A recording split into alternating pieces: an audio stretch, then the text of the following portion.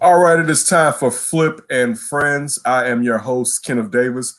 Follow me at That's Davis on all social media platforms. Executive producer of the show, newly moved to Arizona, Tempe to be exact, Ryan Bukoveski. Follow him at Ryan B. Ski and Ryan B. Ski 1 on Instagram. And last but not least, contributor to We Are Regal Radio and also one of the hosts of Second City Sports. We have Sydney Brown. Follow Sydney at SydKid80. No, we want them to lose, Sydney. So I was flexing my muscles. I want Trey Lance, baby. Yeah, exactly. It's funny you bring up Trey Lance, not Ryan. And in my head, I keep going back and forth, like, and I know the Bears don't have a chance to get this player, but the desire to really get a Justin Fields, and part of me wonders is like, if Justin Fields, I hate to say this, it's a setup, right? Like just because this game he's thrown a couple picks to get like the game. Well, 2 weeks ago, because I didn't play the last week because of Michigan, he threw like 3 picks. And again, I mean, it's a small sample size, but I just want, because all these quarterbacks, who's going to be the flawed or the one that's not going to make it? When you look at Trevor Lawrence, and I wonder about Trevor Lawrence not reaching his full potential. When you look at Justin Fields, when you look at, and I'm starting to get higher on Zach Wilson. Yeah. Actually. Starting to get higher. And Kyle Trask for me too. I don't know about the Florida kid yet. I don't know about the Florida kid, but still, our boy Lance. We trying to get him, Sydney. So you make sure your Bears don't. Even it's perfect. They're going to get Mitch Trubisky for a 1-year deal, and Trey Lance can just sit behind him for a year. Yeah, hopefully. I don't think they're going to beat the Vikings anyway. So all right, kicking off the show. This is something that hit our text line. Tom Cruise is making Mission Impossible 7, and he was caught by The Sun and published a recording where he's just going in and going off at crew members because they're not social distancing. We have some of the audio right now, so let me put this up here real quick so we can play this and let those curse words fly. Nothing like a Tom Cruise curse fest to really get the blood pumping in the morning. The only thing missing was Mel Gibson jumping in with saying the N-word. Not Uncle Mel. Slandering the Jews. You're back there in Hollywood making movies right now because of us. Because they believe in us and what we're doing. I'm on the phone with every studio at night. Insurance companies. Producers. And they're looking at us and using us to make their movies. We are creating thousands of jobs. I don't ever want to see it again. Ever. And if you don't do it, you're fired. And I see you do it again, you're gone. And anyone on this crew does it. That's it. And you too. And you too. And you. Don't you ever do it again. Man, Tommy. No apologies. You can tell it to the people that are losing their homes because our industry is shut down. It's not going to put food on their table or pay for their college education. That's what I sleep with every night.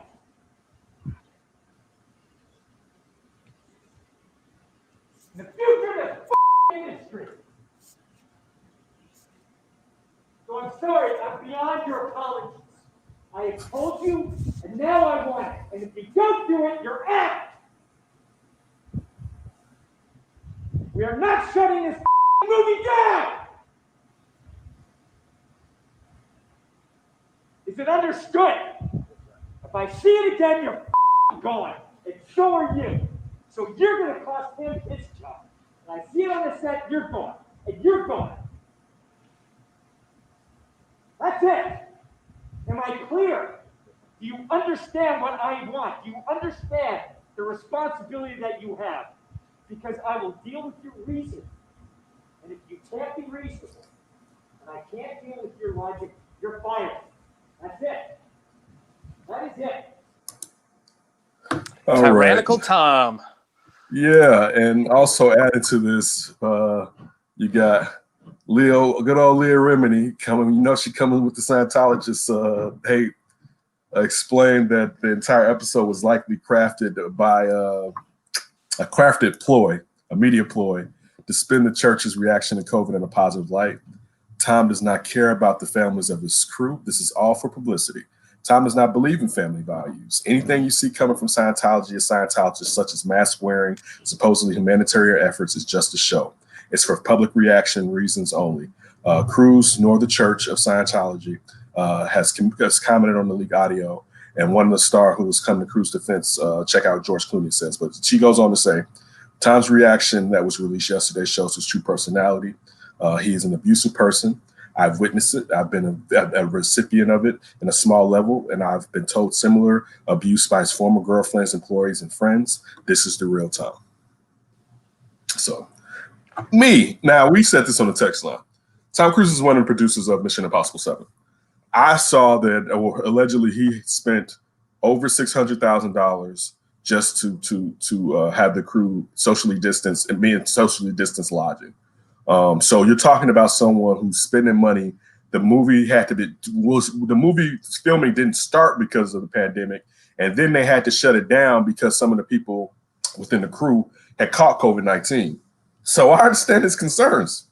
I'm not upset. Now, I'm gonna tell you this.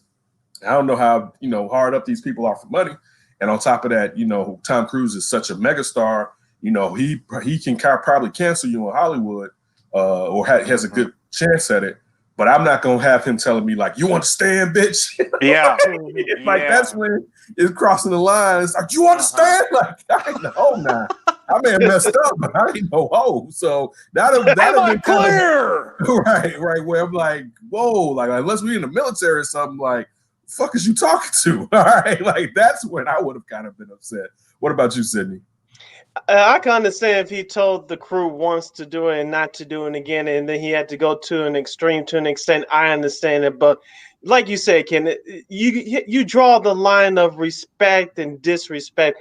This was his anger getting the best of him. He's flexing his muscle, as people would say. That's what I saw here. And like you say, Ken, the more power that you have, the more you think you can get away with it. And that's what I saw here. I understand his concern, but he's trying to flex his muscle because I'm sure like you said, he's one of the producers of that film.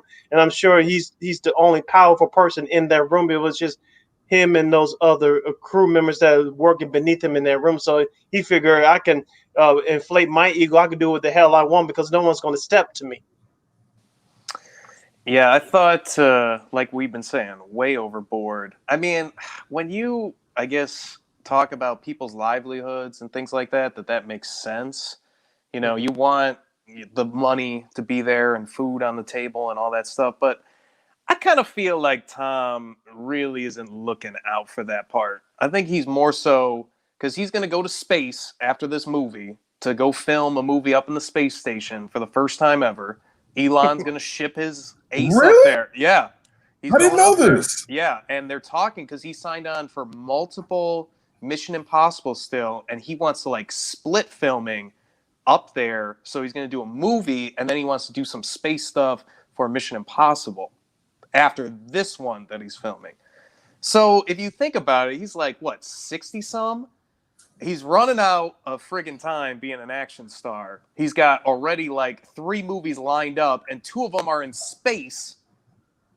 Like, he's probably just freaking out that he's got to get this movie done on time. And I think it's a lot of motivation is just for his selfish reasoning. But he's not wrong, technically. He just, how he handled it is a little bit of a bitch. You just blew my mind. That's real big, boss. That's real big, boss. Listen. He already, as far as box office, is one of the all-timers, all right? But you're going to make a movie, it's like, boy, you really beat Will Smith to that one, buddy. Like, there's a few, whoa, that's big. That's big right there. That's you got to be friends with Elon. That's the only way. That means he's going to move down to Texas like the rest of Tesla's moving to Texas. That's probably why you moved to Arizona. Right? You want to be closer to Elon Musk in Texas, just a shot drive away right over there. Real quick, since we're talking about it before we jump into the next topic, you were talking about COVID down there and how are people as far as taking precautions when it comes to COVID down there in Arizona. Tiffany. I think it's in pretty much the entire area, like the entire state. Like if anything, Phoenix, Tempe, Scottsdale, Mesa, that's where I'm by. Like that's the most like blue part of the state. So they care about masks and stuff the most in this part. And basically it's just every business is open. Hours are completely the same. Masks on if you're in like a grocery store and stuff like that. If you go to a restaurant, you have to have masks on in like the walking areas. But as soon as you get to the table, inside, it doesn't matter. You can take off the mask. Like they're really loose about it down here. They ain't that worried about the COVID. So it's kind of strange, like compared to Illinois. The type of outbreak that they had like a couple months ago, right? Compared to Illinois, it's like Illinois is kind of like a ghost town at times. It feels like a ghost state. Everybody's just inside, like you're supposed to be quarantining. That ain't Arizona. Everybody's out and about. So how was the trip down there? What was interesting? What was the pros and the cons of it? The cons, because I went the Colorado route, was all the winter I had to go through. I was having some issues, but in a way it kind of worked out because my car is like a Jeep Compass, so it has a small engine, and I kept having like this light pop on, the overheating of transmission fluid, because I was towing so much. Okay. But if you kept it in idle, it would go away, so it wasn't that big of a deal. And if it was hot out, maybe it would have been a big deal. It would have just been the entire time. So I think the cold kind of helped me in that way. And then just like a little things, like if you go through Kansas or some of these places in the Midwest, like there's just no gas for a long time. So you got to really be careful. And one time I was like, I kind of like, I was at a quarter. I was like, oh, I'll just go a little bit longer. And I forgot about it. And I had to go to this gas station. I think it was in Colorado. Like it was just a gas station, no attendant, just like pumps. Right there, and you could just pay with your credit card. I was like, thank you, God, for that. Because I would have ran out of gas. I was like, should I turn around and run out of gas or go forward and run out of gas? That's the situation I was in. And then other than that, I think it was pretty smooth. I've had an issue with one of my tires. As soon as it goes from normal to freezing, that thing just leaks out air. But I bought a thing to just like put in the cigarette lighter, like the slot, and then it pumps up your tire. So I was good to go, and everything worked out pretty well. Just once or twice. It was just when like there was above freezing, and I would be parked. It goes down to freezing. It just starts leaking immediately. If I'm driving, it's fine. Okay. It's because I have these aluminum rims, so they shrink when it gets frozen, and then just leaks out all this air. But that was about it. Like it was a smooth drive. No real problems. I'm glad I didn't have a U-Haul. I was thankful of that. And What you carry? What were you towing? What were you towing then if you didn't have a U-Haul? I just had some stuff, like my TV is kind of heavy. I had my bicycle like on the outside strapped in, and then just as many boxes as I could fill up. So it was just like a lot of weight for the car. But you weren't actually towing. You're just talking about the stuff. But it comes on when they say you're towing too much. How's the co-eds down there? You know, even though it's kind of funny, like I talked about how it's loose, it seems like anyone my age or younger is like quarantining or masks on all times outside, just period. So I only really have noticed the older crowd because they don't care about COVID at all. Okay. I don't give a damn about that. COVID is a fake anyway. Like I'm going to my restaurant to eat. I'm going to my places to do whatever I want to do. Nothing's stopping. What have you eaten that's tasty? What have I gotten so far? I got Thai. It was solid. I had some pizza from this New York style place. It was just solid. I hear that the pizza actually blows in Arizona. I have to find like the right spots. What about the Mexican food, Ryan? Oh yeah, got some Mexican food. Yeah, it's terrific. Okay, terrific. I would hope so. All right. So, Cardi B mentioned during her acceptance speech for the 2020 Woman of the Year Billboard's Women in Music ceremony that WAP is a feminist song. Now, if you don't know what the acronym WAP stands for, Sydney. I know what that means. Shots fired. It stands for, let me put this in a classier way. A moist vagina. I should say. I guess it's a classier way to say it. An extremely moist. There you vagina. go. Yeah, you know what I'm saying? Ready to go. So listen, I think it's fine that she says that this is a feminist song. And the point being that women can make songs about wanting to get it in, just like men can make songs about getting it in. There's nothing wrong for women to express their sexuality, that they're free. You know what I'm saying? That's the point of her saying it's a feminist song. They're free to do whatever they want, just like it's the perception that men are free to do whatever they want. So I don't have a problem with that. I don't want my daughter singing it, shit. But again, Daddy, I'm whopping. Watch yourself. Don't play like that. But, that's why I moved to Arizona. But Can't catch me here. But Ryan, how do you feel about WAP being a feminist song? Yes or no? I think it is. I agree. Because yeah, like you said, if the men can talk about it, the women should be able to talk about it just as much. But I do want to kind of put a little thing there. Men should be criticized if that's all they kind of talk about over and over. And I feel like Cardi's flirting with that line of just kind of talking about sex and that kind of thing over and over. Like, I don't know exactly what Snoop said. I think he came out and kind of talking about like ladies be more kind of creative, and maybe that was too harsh, but I kind of get where he's coming from. Like the men rappers, I guess traditionally that have been really successful don't just talk about drugs and sex and money and all that stuff over and over and over and over. Have you ever listened to Lil Wayne? Yeah, but like Lil Wayne is an all-time great, I guess, but he's kind of a trashier all-time great versus I will take that. So it's just like I want to see Cardi do that stuff, but also other stuff too. Like let's get the full spectrum. I'm with you. I feel the same way about Meg, and I feel like that about Meg because I think she has the talent to expand what she raps about. I don't know about necessarily if I feel the same about Cardi, but I'm with you. You should diversify what you're doing.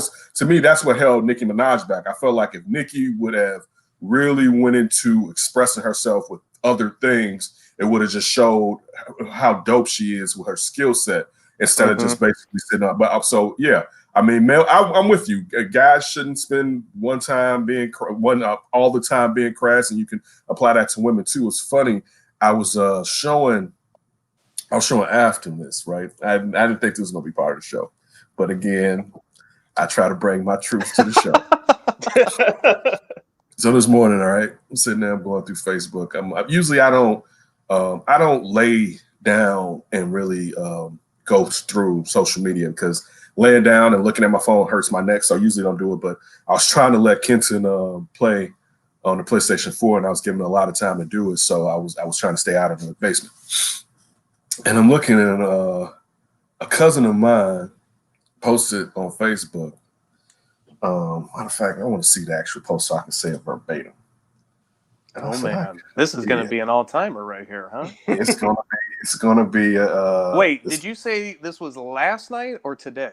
This was today that I saw this, and I was like, had to put the WAP on the list for things to discuss. And this is what my cousin wrote. That's what my cousin wrote. She's a female too. I still can't believe I like when girls lick my coochie. Yeah, right. Yeah, wow. Right. Facebook. Listen, mind you, and I'm like, her nana, my aunt, my mother's sister, right? I know she be in her feed because she pop up on my feed, and that's her grandmother. So I'm like, my cousin she gives no fucks. Know this, she's my younger cousin too. She gives no fucks whatsoever. And listen, while I'm in this, let me dive in. And one of the people, this funny thing, so one of the comments is a young lady that's a friend of the family, and she replied, "That shit feels good." Now, this is where it gets now the young lady that replied, "That shit feels good." I was on her page yesterday because she wrote some shit, and I was like, I gotta leave something to that. I just left a Kevin Hart emoji. It was like, all right then. But this is what she posted on her page. I had to delete my story because I'm single. I don't give a fuck if I post the N-word, post me fucking the N-word, post me sucking the N-word's dick, post me and his kids, post me and his plate, post me and his money. I'm big and I can do what the fuck I want to do. Still can come up to your crib and come to mine. No strings attached, single. Dang. And yeah, right. And I mean, and the thing was, I told Ashton, I was like, listen, I just have to come to grips with, you know what, I'm a square. You know what I'm saying? Like, yeah, I might be a square too. Because there's that seems over the line. Right. It was like, damn. So listen, I couldn't even touch my cousin. That's my little cousin. I have no comment to say on that. Like, I want to be like, shh, right? Yeah. But she grown. That young lady she's approaching 30. You know what I'm saying? She grown. What happened to the days of just posting a lyric on Facebook? I don't know. People want to keep it 100.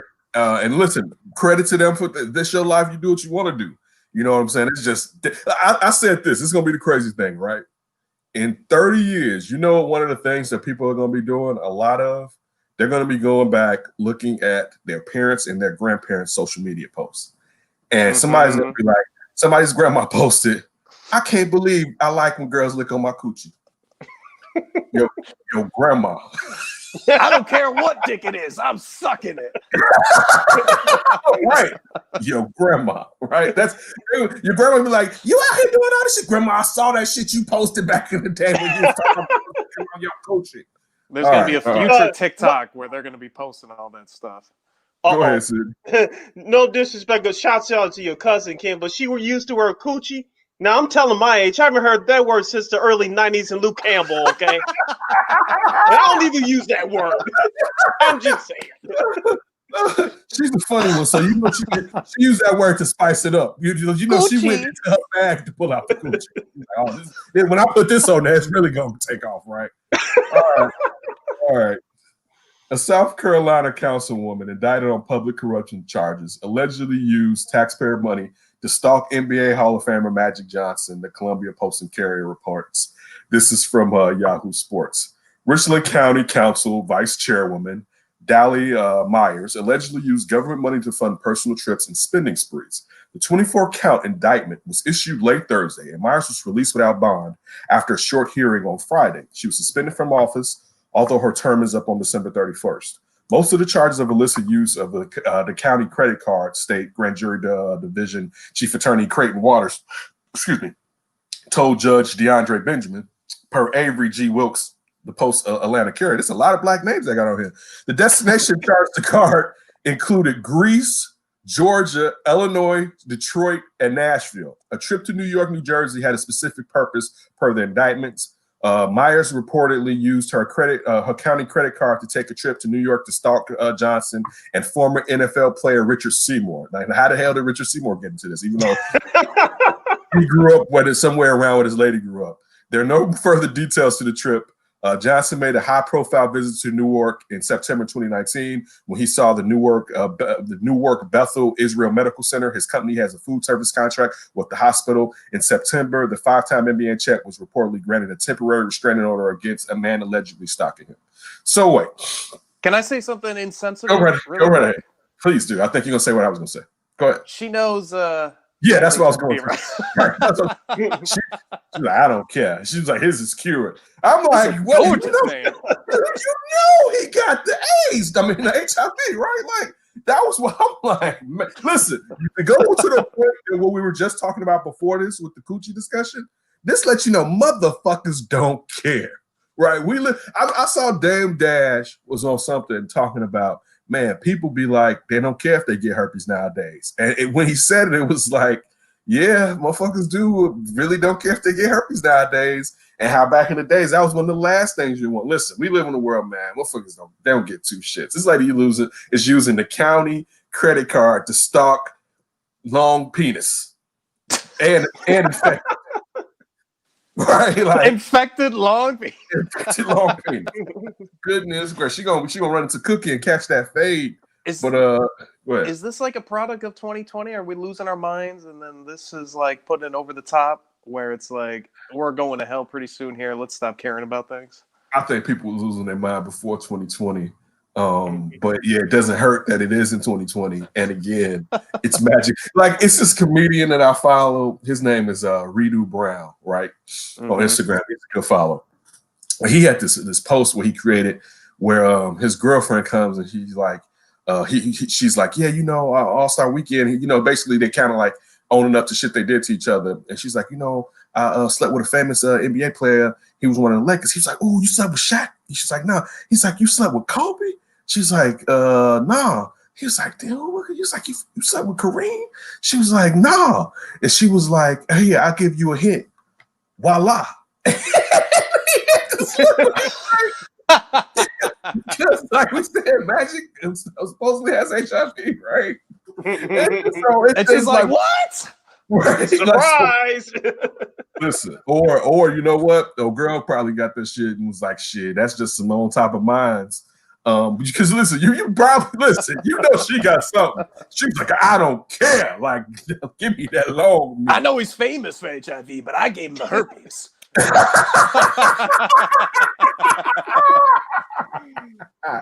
Oh shit! All right. This one's gonna take us down a little bit. Police began arriving. This is about the body cam footage that has now come up of showing what happened right after Ahmaud Arbery was killed in Georgia. Police began arriving almost immediately after Ahmaud Arbery was shot in coastal Georgia subdivision, finding the unarmed black man lying face down in his own blood, while the man who shot him paced with his hands on his head. George Michael can be seen trying to console his son, who's pacing back and forth. It's going to be okay, Gregory Michael tells him. You had no choice. One of Arbery's legs moves, and this is why I really wanted to bring this in there after Ryan sent it. One of Arbery's legs moves, and his head turns slightly. A gasping sound can be heard on the recording. So this boy's still alive, y'all. Right? The second officer arrives and puts on rubber gloves and rolls Avery over and presses a hand on the wound on his chest. He's still breathing, man, says the man's voice nearby. I know. I'm going to try to do something for him, the officer replied. He stops after about 2 minutes and calls to tell the dispatcher Arbery's died. One, why didn't you call somebody to come and try to really save him? Like, just look at what's really going on. Remind you, they did not charge them for 2 months until that video was all went viral. They were letting them go. All right. Gregory Michael had recently retired from a long career as an investigator for the local district attorney. At least two of the arriving officers recognized him and called him by name. Those he didn't know, he tells that he's a former law officer, I should say, and that the 357 Magnum handgun he grabbed before chasing Arbery was police issued. Gregory Michael tells police Arbery attacked his son and was trying to take the shotgun away from him. To be perfectly honest with you, if I could have shot at the guy, I would have shot him myself, he tells the officer. Another officer approached her and said, I do know, Greg. How are you doing? He asked her what police plan to do to his son. Y'all aren't putting him in cuffs, are you? No, the officer replied. Why would we put him in cuffs? Right? Goes a little further. Remember that someone was driving, videotaping it. That was William Rhodey Bryan, a neighbor who joined the chase and was later charged with murder himself. He said this. He obviously was up to something, Bryan tells the officer while describing how he maneuvered his own truck to prevent Arbery from escaping. Should we have been chasing him? I don't know. Hell no, you shouldn't have been chasing him. So this racist place in Georgia where these officers arrive, they do nothing to try to save this young man from dying. They're cordial with the two gentlemen because the father was in law enforcement. And they tell him police investigation whatsoever. Right. They tell the father they're not even going to put the son in handcuffs. Mind you, they chased him down. He didn't break into their house. The house was being framed up. People walked in there regularly to go in there and look at the house. And the owner then later on came out and said nothing was stolen whatsoever. And all y'all had to do was mind your fucking business, but your racist hearts made you go out and do something that you felt you were justified. I hope you fucking burn in hell, to be honest with you. And I have no problem with saying it whatsoever. This reading that young man was still alive. I mean, you just think about your last minutes. These racist people over there talking about you, not trying to save you, being okay with the people that killed you as you're dying out. That's how you left this planet. Like that's some fucked up shit, to say the least. Yeah, that's crazy messed up. Yeah, man. Sydney, That was. what'd you think? Just a couple of things. Maybe I missed something. One, why wasn't this reported in the first place that Aubrey was still alive after he got shot initially? And number two, how did he die? Maybe I'm missing something, but he couldn't just die instantly, just like that. He still No. like has a life in his life in him. So if you remember, they kept trying to stop him and get him off the road with their trucks. You got the guy filming behind them. You got the father. I believe the father of the son's on the back of the truck with the shotgun. The son gets out, points the shotgun at Arbery, and now the kid, what the kid's supposed to do? Y'all are chasing him down with guns, right? Like think about that. You're trying to knock him off the road with your car and keep him from escaping, right? And the only thing he can do is try to escape because remember he starts running back the other way. Basically, son gets out. Arbery tries to take the gun away from him because the dude's about to shoot him with the gun, and he shoots the gun. He shoots and kills Arbery. So, and then I'll tell you my opinion on why we didn't find out. Remind you, this footage of this body cam just came out, and the cops didn't do nothing. Those dudes were at home for 2 months. Like we got to remember this. This happened right before George Floyd. George Floyd, yeah. And they kind of knocked George Floyd, kind of knocked it off of the national consciousness. But people, like I remember seeing this on social media, and this was before they were even arrested. And that's what finally got them locked up, is that it started circulating on social media. People was like, wait, why didn't the county out there arrest these dudes? This what you see on the camera doesn't necessarily correlate with like they were doing something righteous. But and that's why we didn't find out, Sid, to your point, that he was still alive, because we didn't have the firsthand account of what took place until now. At least as far as what I know, we didn't have this firsthand account, because I definitely didn't know that he was. I mean, he was still that much alive. I mean, like you said, you never know when someone's gone. It kind of reminds me, unfortunately, about FBG Duck, who was murdered in downtown Chicago like 5 or 6 months ago, and they had footage of him after being shot, and you see him. You could tell when he's rolling, he's dying, because it reminds you of like if you ever had like the worst hangover, and you just like, oh my goodness. And when he does his last roll, I remember thinking like, damn, he just died right there, because you could just see the life essence kind of roll out of him in a way, you know. So just from how he kind of went limp, and just to think that like Shuddy's over there talking, being cordial, and you know, like you would hope the police also. I didn't say this. The first cop that arrived because she heard the shotgun shots, so that's why she pulled up. And you're thinking like maybe there's a chance I'm gonna get some justice. You know what I'm saying? Like just think about this. If you could hear this, the people that shot you, cop pulls up. And the father's like, or you know the father. The father's like, oh yeah, I'm popos in some manner or form too. You know, everything's good. And the lady's basically like, yeah, you know, gotta work, calm down, just calm down. You know what I'm saying? Like and she's talking to him like, you guys got your guns up, right? You know, when she first arrives or whatever. And it's just like, imagine that being you. I mean, imagine that just being your last minutes on this planet. It speaks volumes to how fucked up shit is, because that would be your last minutes being a person of color on this planet, where your murderers are sitting there fucking playing tiddlywinks with the local law enforcement for the most part. Yeah. I mean, no police investigation whatsoever. They were just going to totally just swipe this under the rug. Like, I'm just glad it came out and went viral at the minimum. Right. All right. So this made me want to throw this up in here. You know, I mean, this was the big news this last week here in Chicago. A woman, this is from Channel 7 here, WLS. A woman whose home was wrongfully raided by Chicago police last year is speaking out about what happened. Mayor Lori Lightfoot admitted Thursday that she knew about the botched police raid that left Ajanita Young, an innocent woman, handcuffed with no clothes on. She called what happened at her home a colossal failure and has ordered changes to make sure it doesn't happen again. But late Friday, Lightfoot's office acknowledged that they failed to turn over 6 videos to Ajanita's lawyer that were requested earlier this year, calling it accidental. The new fallout has community groups and activists continuing their calls for major changes in the police department. A group of pastors are putting on pressure for transparency from not only the CPD, but also the mayor's office. Who knew what on the mayor's staff? What did the mayor know? And when did she know it? And when she knew it, what did she say about it? Says Bishop Larry Trotter. The coalition of religious leaders from the South and West Side met reporters on a Zoom call at 3 p.m. They said that while discipline are firing the officers involved in the raid, as well as leadership in the law department, they also want public hearings. Some accused Lightfoot of scapegoating and hypocrisy.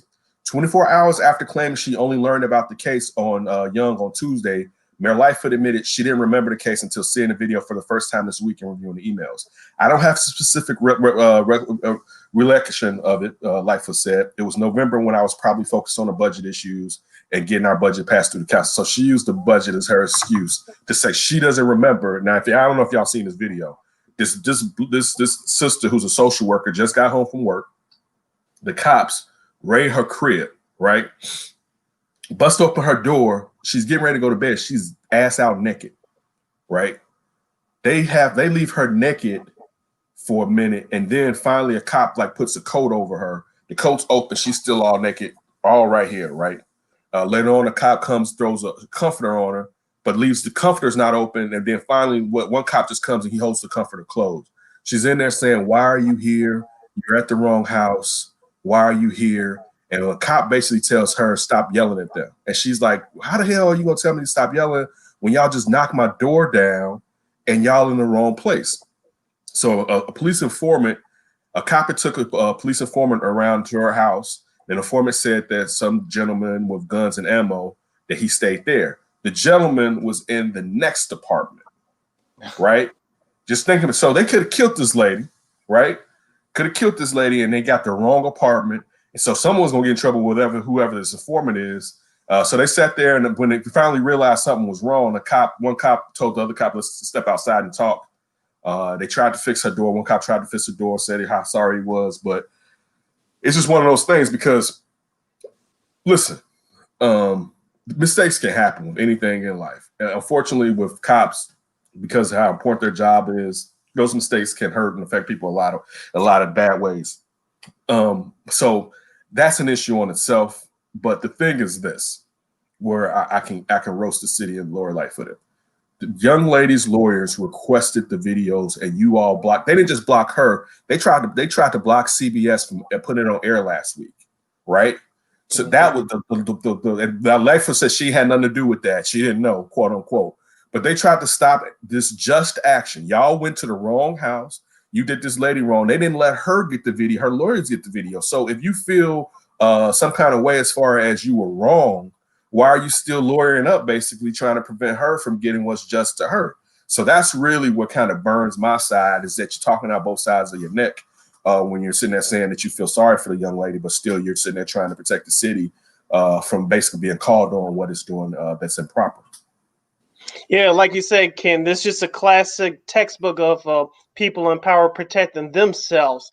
And the first thing when I heard this story last week, and I watched it on Channel 2 here in Chicago, for those of you watching outside of our viewing area, the first thing I thought about, and someone said this on one of the local radio shows the other day, LaQuan McDonald, I kind of had to agree to an extent because of the acts you just described, Ken, from the mayor, from the police covering up. Yes, mistakes happen, but stuff like this cannot go on.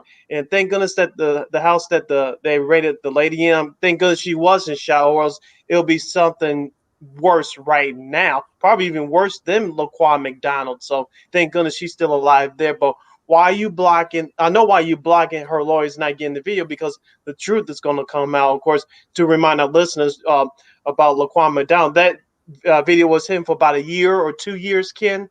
It may have been about 2.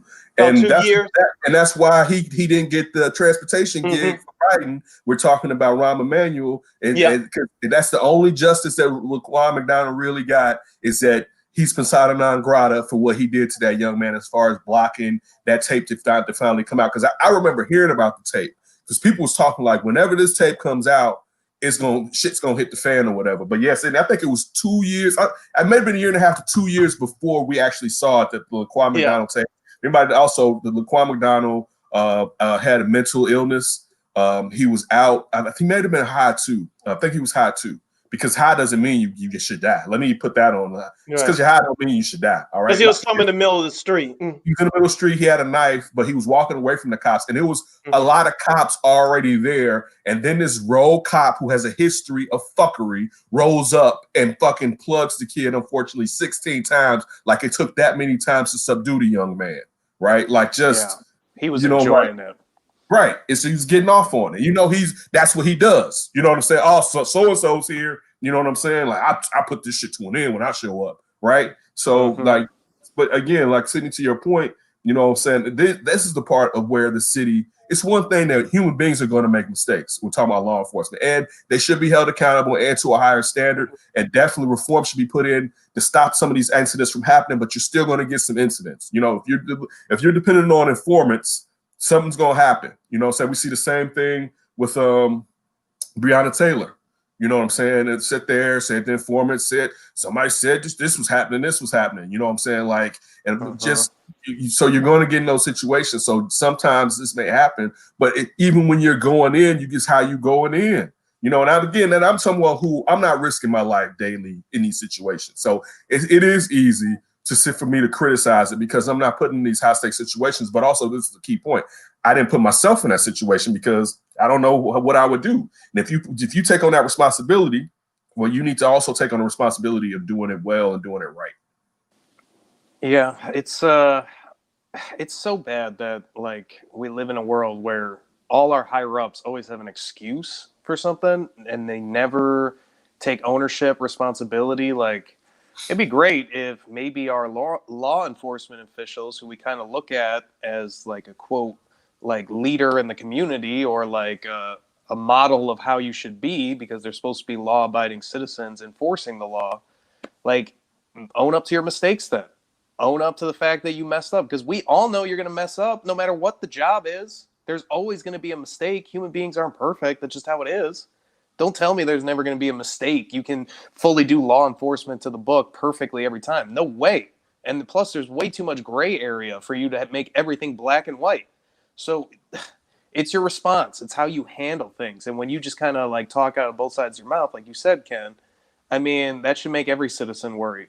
Like, what is my police department doing where they just feel it's okay that we made a mistake and, oh, here's all these reasons why we made this mistake, but there's really nothing we're going to do to fix it or change it, or anyone's going to be held accountable for anything. It's just going to be what it is. So deal with it. Great point. Yeah, that's it. Deal with it is basically what they're telling us. They can be in your house at any time because of a lie, and you should just get over it. Right? And like, we're the cops, so don't forget. Yeah, get over it. All right.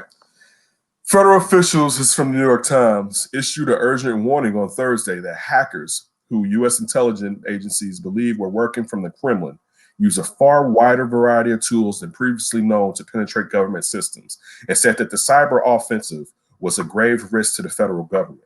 Discovery suggests that the scope of the hacking, which appears to extend beyond nuclear laboratories, all right, beyond nuclear laboratories, and the Pentagon, Treasury, the Commerce Department systems, complicates the challenge for federal investigators as they try to assess the damage and understand what has been stolen. Minutes after the statement from the cybersecurity arm of the Department of Homeland Security, President-elect Joe Biden warned that his administration would impose substantial costs on those responsible. A good defense isn't enough. We need to deter our adversaries from undertaking significant cyber attacks in the first place, Biden said. I will not stand idly by in the face of cyber assaults on our nation. President Trump has yet to say anything about the attack. Echoing the government warning, Microsoft said Thursday that it has identified 40 companies, governments, agencies, and think tanks that it suspect Russian attackers at a minimum had infiltrated. Nearly half are private technology firms, Microsoft said. Many of them cybersecurity firms like FireEye that are charged with securing vast sections of the public and private sector. So Trump's buddy, Putin, just deep dive. Trump ain't said shit about this. He still said shit about the 300 people that marked that took place with the COVID deaths, and y'all still loving his dirty ass draws. But sitting there, Putin done hit us up and also told Biden congratulations on winning the election too, right? Before Mitch McConnell did, right? And laughing, and then I got y'all secrets and shit. Listen, I'm tired. I like to get back. I don't want anybody to die. Let me say that. But let's get on back to the good old Cold War waves where we didn't allow this type of shit to take place with Russia just fucking with us and it's just cool and shit. Just like the motherfucking paying the soldiers in Afghanistan that if they are putting a bounty on the U.S. soldiers' head, that Russia will pay if you killed one of the U.S. soldiers. Like, I'm tired of fucking around playing tiddlywinks with Putin. Man, they need to put that hot steel to that motherfucker. Well, he out here pointing left and right.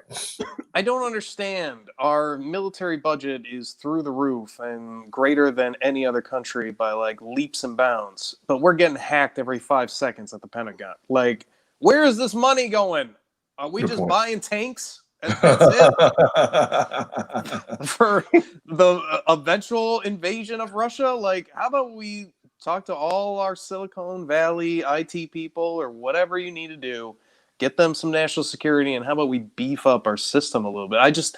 We have all these resources. Everyone's trying to hack into America and attack America, especially cyber, because, you know, you don't lose bodies and you don't have to actually attack anybody, but you can definitely deal damage or at least get a lot of information that you want. Maybe we should put a higher importance on, instead of maybe defending the border of Mexico, how about we defend our Pentagon from cyber attacks? That's a good one. Fuck that wall. How about a firewall? You know what I'm saying? Like, you just said the words right out of my mouth. Yep. Right. Like, oh shit, like that, dude. We don't know what the fuck Russia got out. Like, damn, Russia, damn. And like what we just talked about, it's like, just deal with it. It happened. It is what it is. Oh man, I know Putin got my social security number right now. Yeah, he's probably watching us. Like, about to run my credit to the fucking ground right there. Buying shit. Oh, you retired? Here's your $1 a month stipend from Social Security. Oh shit. So Chicago and also singer, producer Jeremiah, we all know that he was in the ICU with a serious case of COVID. He was on Sway in the Morning Show and he said this. He said, I had a tube down my throat for about a week and a half. I was really like in a dream. And I ain't gonna lie, I woke up about 2 times and all I can remember seeing is just a white light. You know, those 2 times that I wasn't in there, he explained. What I ended up having, and I don't mind sharing, is now you know, I'm hearing this called multi-system inflammatory, MIS, which is a rare case, you know, of the cause of infected COVID. According to the CDC, multi-system inflammatory syndrome is a condition where different body parts can become inflamed, including the heart, lungs, kidney, brain, skin, eyes, or gastrointestinal organs. Early in the pandemic, extreme inflammation was reported almost exclusively in children, but has been found in adults as well, sometimes weeks after a person has the virus. All my insides, all my organs became inflamed, and it was going down. Everything was just, my heart went out, stopped beating, and started beating irregularly. My kidneys went out. And it started to add into my liver started to do the same. It got real bad, basically, is what he said. I just point out what COVID can do to you. All right, like, yeah. Yeah, you know, I'll tell you a little story in Arizona that I just thought of. I was at CVS trying to get some stuff, and some dude was in there, and he's just not wearing a mask. So the cashier eventually saw it, was like, yo, you got to get out of here if you're not wearing a mask. And he did, but he had to, of course, make a little comment before, like, oh, all this shit over the flu.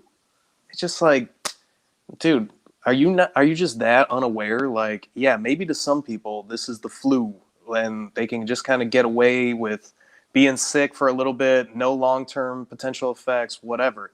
Then you got other people that are just almost dying instantly as soon as they get it. Like, this ain't no flu. And just like the fact that everyone kind of has these weird opinions or buys into these conspiracies. Like, all you have to do is just, I'm sure everyone at this point knows somebody that was positive or has gone through some stuff. Like, I just don't get how you don't know that when you got what's it now? 4 million people that have it, or 5 million, or whatever the number is.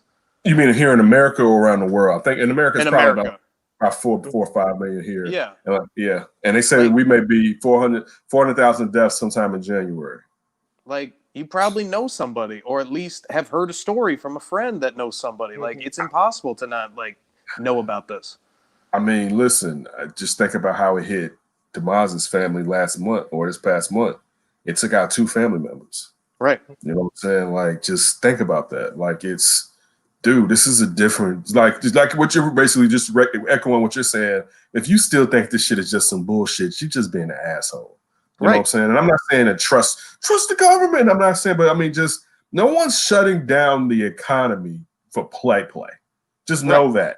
No one's doing that. If someone's like real business folks are not going to allow this to happen, let you know that this is some real shit. Real people are dying. I mean, it's kind of echoes. What was that? What was the Sugarland? What was that? I mean, it wasn't Sugarland. What was the thing, unfortunately, where that young man went and killed those young kids? It was during the Obama administration. Went in there to that Stony Brook, and went in there and killed those kids.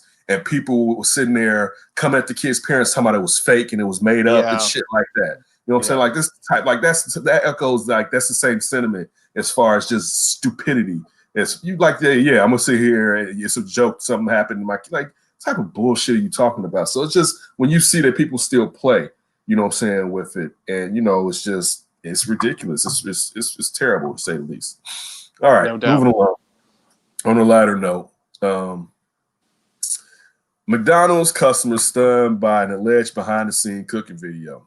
The mighty franchise took a perilous fall. No. That's not. That's a totally different thing. That's the last one, the Blockbuster one. So anyway, that one depressed ginger, I guess this person works at McDonald's, on TikTok. I saw on their TikToks they had different videos of different things in McDonald's being cooked, right? But decided to show how the McRib is prepared, and people, I guess, were either shocked or stunned. To me, it wasn't, I hate to say it, really wasn't that big of a deal, to say the least. But again, I'm also someone who doesn't eat McRibs because why would I be getting pork from McDonald's? Come on, that McRib is tasty as hell. That government pork. Okay, here we go. I want my imitation pork.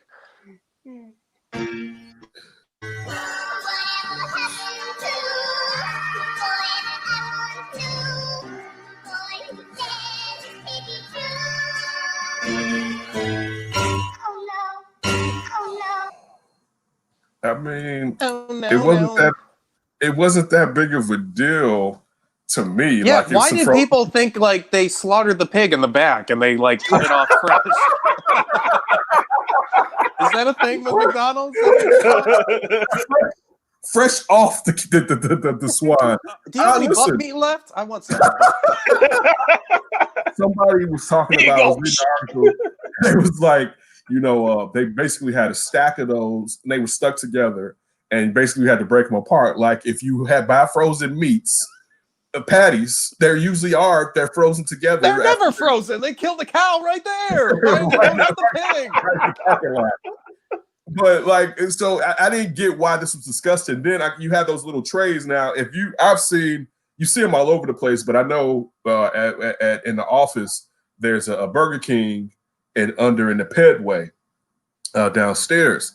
So and down there you're a lot closer to actually seeing that prepared, and you see them using those trays a lot more because you're right, you're close to them. So you see they put them in there, they throw the sauce on there, they warm it up, and keep it warm so where otherwise you're waiting before somebody orders it and they give it out or whatever. But the point, and I never got this when people was like, the McRib is back. It was like, I guess, and it's not that it's nasty. I definitely tasted a McRib. It didn't taste like, I'd never eat this. Get this out of my mouth. But to me, getting pork from McDonald's just never fit well. I didn't trust it. You know, I never understood the little steps that they have, like the little like mountains on the the pork slab. Like, right, they're supposed to be the rib. Get that? Right. Yeah, is that what that is? Like, yes, what? That's supposed to imitate the look of the rib bones in the actual rib. Right. That's why it has that. Like, get the processing McRib tray out. We gotta make this look like ribs. So that's why they have that in there, because the last thing you want to do is bite a bone when you're eating in your McRib sound. But you want to look like it has ribs. Right. Yeah, you don't want to bite it. All right. Man. Throw some chicken in there. We ran out of pork. Last one. Blockbuster, the mighty franchise, took a perilous fall in the 2000s following a series of poor business decisions. Today, just a single like buying out Netflix, everybody. I was about to say buying out Netflix, right? Just think they could have bought out Netflix. They had the chance. And just thought they still was good. People were still going to be getting stuff from going to the store to get it. Like just who uses the internet? Right. All right. So listen, one Blockbuster remains, and it's located in Bend, Oregon. Far from being a ghost town, it's from Yahoo Entertainment. Though the shop is a major tourist destination for both movie lovers and nostalgia adult 90s kids. People really do travel to see us. Blockbuster manager Sandy Harding tells Yahoo Entertainment. We have people from all over the world come to Central Oregon. They were coming here for nostalgia, but they also want to say hello and tell us what Blockbuster meant to them. It was weird, surreal, and I near a million years thought this was going to happen. Last Blockbuster, Blockbuster is getting a documentary. It's the last Blockbuster. So, yeah, I remember. I'm gonna tell you the worst parts about Blockbuster, especially towards the end. Man, shit was never in, especially games. Like if you were doing your game, and I used to that's when you knew Blockbuster was really gonna die, because that's when I forgot what it was. It was like Netflix, and I used to have a subscription to it, where you would send them. They would send you a game. You could get 2 games. You had to pay a little bit more, and then you would mail it back to them, and they would send you the next one on your queue or whatever. And those types of companies started eating into Blockbuster, and as the market shifted, Blockbuster tried to do the same. Blockbuster started letting you mail your stuff in, but still they even had an internet like version of Netflix. But the problem is they were already built out brick and mortar. So Netflix is nimble, and we don't have shops and stuff like that. You know what I'm saying? We got a warehouse of movies. That's it. Right. Well, we got all these Blockbuster brick and mortar places all over the place, right? And it started changing, and also bootlegging too. All right, bootlegging, boy. Listen, I can go to the barbershop and get those movies. I don't need to come out. Right. So like that. Worry about late fees. Right. Oh yeah, that'd be the kicker too, man. We gotta get this back right before this. Like, man, forget it. Then you get the late fee. You be like, I'm keeping this for a little bit of time. Yeah. All right, another week. Right. Forget it. Look, and I know this isn't. Listen, I remember it was. You know, what was worse than Blockbuster was I think it was like West Coast Video. It was West Hollywood. Coast, Hollywood was bad too. Definitely. You go because those places really wouldn't have nothing. You'd be like, what? We used to have here, right where I grew up on like 75th and Luella. This lady had this video store. I think her name was Max. The place was called Max's. I used to love to go there. Her daughter, she had a cute daughter. She was older than me. Her daughter would sometimes work the counter, and I used to go there, and I have a list of stuff that I want to get. I could get movies like on Saturdays, and like during the week, I could get movies. Go over there, either walk or have my dad take me over there. I used to like her video store. But then I say the weird part about video stores, especially when you're not even old enough, was when they would have that hallway corner that was cut off. You know what I'm talking about, right? What was back there? With the beaded like curtains in the little curtains, with all the sticky videos, This is where you come when you're 18. So. And now all you gotta do is type in a few keywords, and you get all the porno you want to see for free. Hey Ken, I want to ask you real quick, which Blockbuster? I know this people all over the world is watching, but since we're from Chicago, living in Chicago, most of us still. Which location did you go to? Blockbuster. Oh, undoubtedly, I went to the one on 90. Was that like 92nd and Stony? Was the one I went to the most. Right there on 92nd and Stony. I went to the one in High Park. I remember this one time I was going in there, right? The one in High Park, and I'm walking in, and Jesse Jackson walks out. Right? Oh shit! And he just walks by me, whatever, pays no mind. And I turn back and look at him, and the only thing that caught his attention was this young lady walking behind me as he oogled her body with his eye. That's a fine-looking woman. Reverend. Right. Bless you. Which one? I went to the one on 95th, right off of Western. It was right across the street from the plaza, and it was, you remember, it was right next door to Drury Lane, which is no longer there. There's a Walmart there now. That was the one I went to. It was right across the street from that White Castle that's still there. I know I definitely went to that one. Yeah, that's the one I went to. Ryan, which one did you go to? There was one in my hometown eventually, and that one I went to, but it was always the town over. Eventually. What'd you say? You know what's messed up when you don't even got a when Blockbuster finally come to town? Oh man, our town had nothing for the longest time. Still does. But I would go to Cary. How many people live in the town? 2, 3 at the time. No, how many people live in your town? Yeah, it's like 5 or 6 now, maybe. But at the time, it was like 2 or 3. Whoa. 1,000. Okay, thank you. That's when you say 2 or 3. Trying to make sure. Okay, that is tiny. Yeah, we're a small suburb of Chicago. Did you have a White Castle and/or McDonald's at least? Only McDonald's, and then like one of those gyro places, and that was it. Okay. You only had McDonald's and one gyro place? That was the restaurant. You didn't stay in Fox River Grove for things. You left to go get things, and then you come back. Okay. Damn. I know. Hello, Arizona. Yes. Everything's here. I love it. And there's people. Definitely. Well, guys, that's it. That was our first show back. We're taking a break, and then definitely we want Ryan to get moved and settled in and get everything going in the correct manner down there at Tempe. So everybody send your love and your energy to Ryan. Is on this big move. He made it. So we're all happy that Ryan made it. As he keeps us in tune with this new adventure, it's going to be some of the rolling gags that we'll use on the show and tells us what's going down in the Southwest. Again, you can always check out Sydney on Second City Sports and also on We Are Regal Radio. We will be back with that Davis show this Tuesday. We're going to definitely get into some Bulls basketball, the future of the Bears, our thoughts on NBA season coming up. I wish baseball was coming. I'm fiending for a little bit of baseball. I hate to say it, man. I just need a little. I know it's cold outside. Yeah, man. I just need a little. That was a nice little piece of baseball that we got. Yeah. When we didn't think we were going to get it. It was fun. It was fun. So I'm fiending to just get back into just a little bit of baseball. I saw that the NHL has come to agreement, Sydney, that they're going to have only a 56 game schedule. Season. January 13th.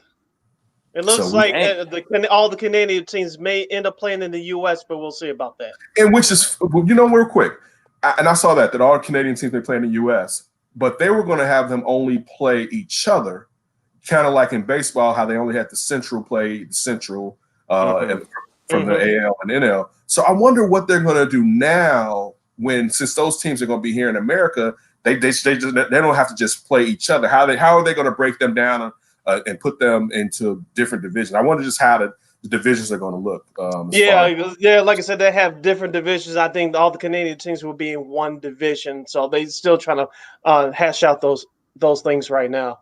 Because we talked about this a couple weeks ago too, Ken. I think it was off mic. We know that the Toronto Raptors, they're playing here in the U.S. In Tampa for the whole year. Yeah. Mm-hmm. Listen, I'll tell you this. If I was a Raptor boy, I would love to play in Florida for a season, right? Like during the wintertime too, be like, boy, this is nice. But I gotta get my Kawhi was probably kicking the dirt, like, man, I want to stay. Looking at a picture of Paul George, this motherfucker. But yeah, and also Ryan, listen, my dream, which it will become your dream, inches to get closer, perhaps. As far as Giannis being off of the board and what I told you months and months ago about having James Harden in Miami, it could happen. Come on. It's a chance. We'll see. Anyway, we'll get back to that. Coming back this week. So just continue to sit there and be patient with us as we improve the show. We look to bring you a lot of improvements moving forward next year as we try to make this shit more quality for you. But always, you'll catch me at the Kardashian house when Devin Booker takes me there. Just don't get shot by Tory Lanez. All right, just okay. I'll keep out of his car. I want my foot. No. All right, Sydney. We gone.